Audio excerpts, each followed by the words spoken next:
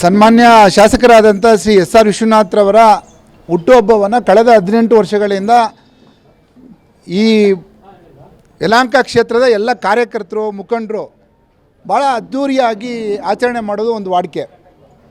ಇದು ಕೇವಲ ಹುಟ್ಟುಹಬ್ಬ ಅಲ್ಲ, ಒಂದು ಕಾರ್ಯಕರ್ತರ ಒಂದು ಸಮಾಗಮನ. ಕಾರ್ಯಕರ್ತರು ಒಂದು ಕಡೆ ಸೇರಿಕೊಂಡು ಪಕ್ಷದ ಮುಂದಿನ ಚಟುವಟಿಕೆಗಳ ಬಗ್ಗೆ ಕೂಲಂಕುಷವಾಗಿ ವಿಚಾರ ಮಾಡೋದ್ರ ಜೊತೆಗೆ ಈ ಕ್ಷೇತ್ರದಲ್ಲಿ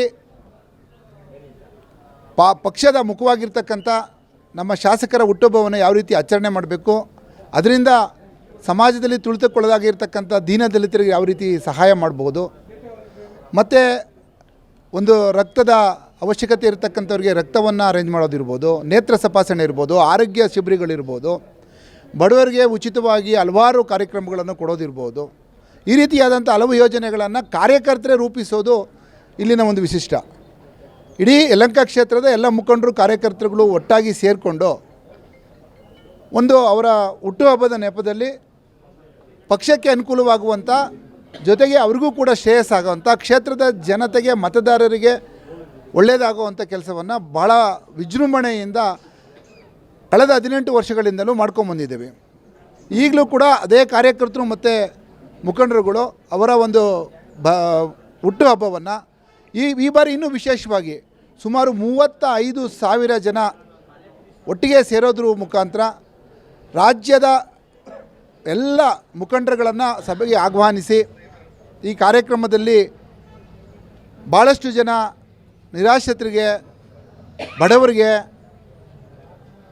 ಎಲ್ರಿಗೂ ಕೂಡ ಅನುಕೂಲವಾಗೋ ರೀತಿಯಲ್ಲಿ ಕಾರ್ಯಕ್ರಮಗಳನ್ನು ರೂಪಿಸಿ ಕಾರ್ಯಕರ್ತರಿಗೂ ಕೂಡ ಆರೋಗ್ಯದ ಹಿತದೃಷ್ಟಿಯಿಂದ ಆರೋಗ್ಯ ತಪಾಸಣೆಗೆ ಕಾರ್ಯಕರ್ತರು ಕೂಡ ಆರೋಗ್ಯ ತಪಾಸಣೆ ಮಾಡಿಸ್ಕೊಳ್ಳಿ ಅಂತ ಆರೋಗ್ಯ ಶಿಬಿರಗಳನ್ನು ಮಾಡಿಸಿ ಕಳೆದ ಬಾರಿ 1400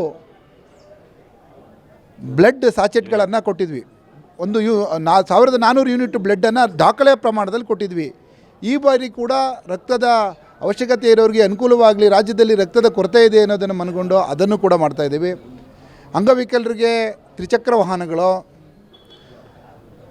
ಕನ್ನಡಕಗಳು ಮತ್ತು ಬೇರೆ ಬೇರೆ ರೀತಿಯಾದಂಥ ಸೌಲಭ್ಯಗಳನ್ನೆಲ್ಲ ಕೊಡುವುದ್ರ ಮುಖಾಂತರ ಒಟ್ಟಿನಲ್ಲಿ ಕಾರ್ಯಕರ್ತರುಗಳೇ ಸೇರಿಕೊಂಡು ತಮ್ಮ ನಾಯಕನ ಹುಟ್ಟುಹಬ್ಬವನ್ನು ಮಾಡೋದು ಈ ಕ್ಷೇತ್ರದ ಒಂದು ವಿಶಿಷ್ಟ.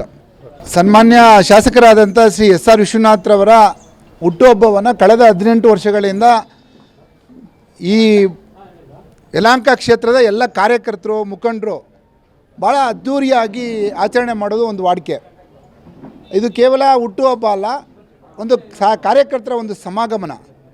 ಕಾರ್ಯಕರ್ತರು ಒಂದು ಕಡೆ ಸೇರಿಕೊಂಡು ಪಕ್ಷದ ಮುಂದಿನ ಚಟುವಟಿಕೆಗಳ ಬಗ್ಗೆ ಕೂಲಂಕುಷವಾಗಿ ವಿಚಾರ ಮಾಡೋದ್ರ ಜೊತೆಗೆ ಈ ಕ್ಷೇತ್ರದಲ್ಲಿ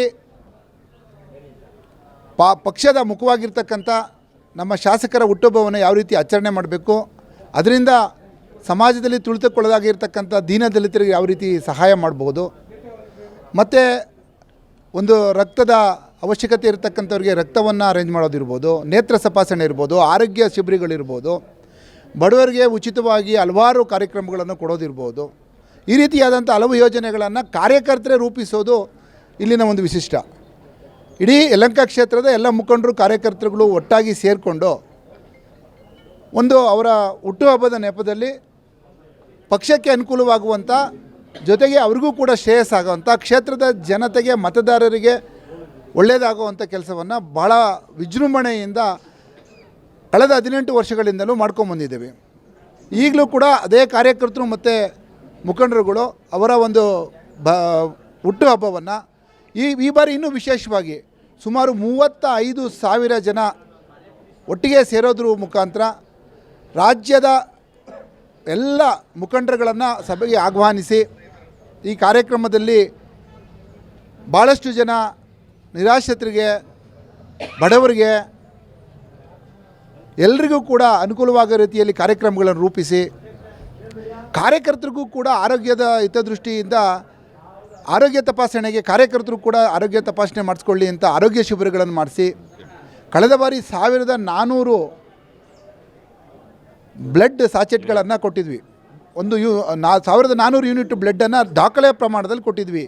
ಈ ಬಾರಿ ಕೂಡ ರಕ್ತದ ಅವಶ್ಯಕತೆ ಇರೋರಿಗೆ ಅನುಕೂಲವಾಗಲಿ, ರಾಜ್ಯದಲ್ಲಿ ರಕ್ತದ ಕೊರತೆ ಇದೆ ಅನ್ನೋದನ್ನು ಮನಗೊಂಡು ಅದನ್ನು ಕೂಡ ಮಾಡ್ತಾಯಿದ್ದೀವಿ. ಅಂಗವಿಕಲರಿಗೆ ತ್ರಿಚಕ್ರ ವಾಹನಗಳು,